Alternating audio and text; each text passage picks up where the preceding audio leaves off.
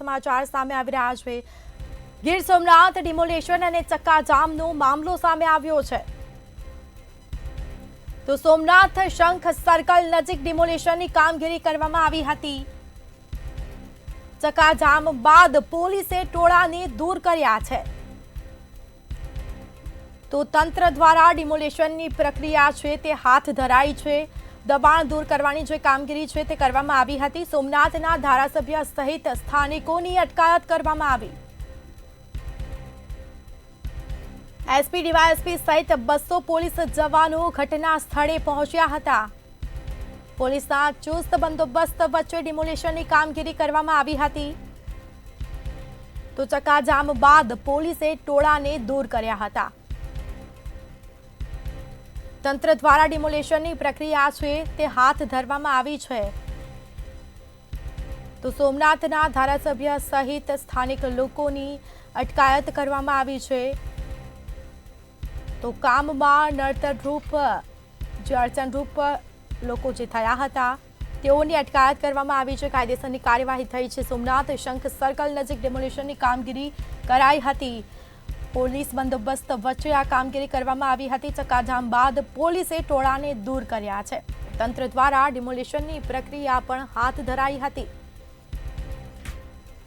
તો સોમનાથના ધારાસભ્ય સહિત સ્થાનિક લોકોની અટકાયત કરવામાં આવી છે।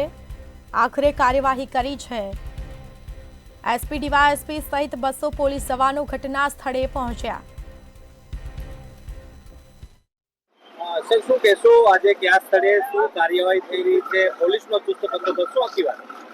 પ્રભાસપાટણ ખાતે ગુડલક સર્કલ પાસે સરકારી જમીન છે। જમીન ખાલી કરવા માટે અગાઉથી નોટિસ પણ આપવામાં આવેલી। તમામ કાયદાકીય પ્રક્રિયા પૂરી કર્યા પછી આજે ડિમોલેશન માટેની કામગીરી કરવાની હતી અને એમાં સવારથી જ સમગ્ર તંત્ર અને પોલીસ બંદોબસ્તમાં હતા। એ દરમિયાન અમુક લોકો વિરોધ કરવા માટે થઈ અને રોડ પર આડા બેસી ગયેલા। એમાં જરૂરી પ્રિવેન્ટિવ એક્શન લઈ અને અત્યારે ડિમોલેશન ચાલુ છે। સવારે ધારાસભ્ય પણ અહીં આવી પહોંચ્યા હતા અને થોડા સમય માટે પોલીસને પણ પલટાઈ વાપરવાની ફરજ પડી હતી ડિમોલેશનને શરૂ કરવા માટે। સરકારી પ્રક્રિયા છે, એ પ્રક્રિયામાં જે કંઈ પણ અવરોધ આવશે એની સામે કડક અને કાયદેસર કાર્યવાહી કરવામાં આવશે। સર, બંદોબસ્તની વાત કરવામાં આવે તો કેટલો બંદોબસ્ત ડિપ્લોય કરવામાં આવ્યો?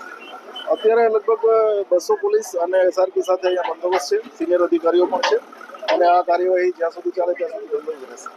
સર, જે ડિમોલેશનના સ્થળની વાત કરીએ તો એની શું માહિતી? કયો સ્થળ છે, કઈ જમીન છે, કેટલા હેક્ટરમાં ડિમોલેશન કરવાની, એવી કોઈ પ્રાથમિક માહિતી?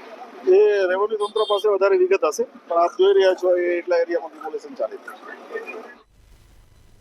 સંવાદદાતા ઉષા મિરવાડા ફોન લાઈન પર જોડાયા છે। જે ડિમોલેશન અને ચક્કાજામ જે કરવામાં આવ્યો હતો અને જે સ્થાનિક લોકો છે તેઓની પણ અટકાયત કરવામાં આવી છે, શું વિગત? જી, સોમનાથ શંખનાથ સર્કલ પાસે ફરી ફૂલ નજરો ભર્યા છે। સોમનાથ આવતા જતા રસ્તા ઉપર ચક્કાજામ કરવામાં આવ્યા છે લોકો દ્વારા અને પોલીસ પણ ઘટના સ્થળે પહોંચી ચૂકી છે અને ચુસ્ત બંદોબસ્ત સાથે અત્યારે ડેમોલેશનની પ્રક્રિયા શરૂ થઈ ગઈ છે।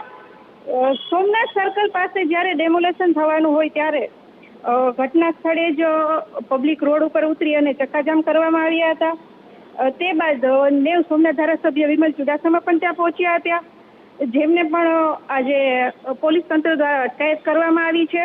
જી બિલકુલથી આભાર આપનો।